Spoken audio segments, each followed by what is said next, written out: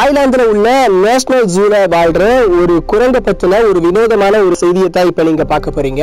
சுற்றுலா பயணிகள் வீசுற துரித உணவுகளை உண்டு உடல் பருவனால் அவதிப்பட்டு வந்த இந்த குரங்கு இப்போது டயட்ல இருக்கு.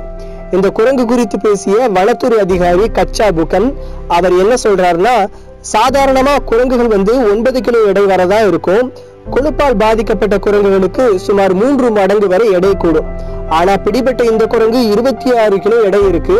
தற்போது இந்த குரங்குக்கு 400 கிராம் அளவுள்ள புரதம், பழங்கள், காய்கறிகள் என ஒரு நாளைக்கு 2 வேளைக்கு வழங்குறோம். இந்த குரங்கு சோசியல் சைட்ல ரொம்ப பிரபலமாகிட்டு வருது அப்படின்னு சொல்றாரு. இதே வேளையில இந்த குரங்குக்கு நீரிழிவு சம்பந்தமான நோய்கள் ஏற்படக்கூட வாய்ப்பு இருக்கு.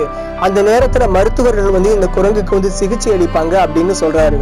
மனிதர்கள் தங்களுடைய எடையை குறைக்க சைக்கிள் ஓட்டுறாங்க, அதே மாதிரி குரங்குகளுக்கும் சைக்கிள் பயிற்சி கொடுக்கலாம் அப்படிங்கிற யோசனையிலே வனத்துறை அதிகாரிகள் இருக்காங்க.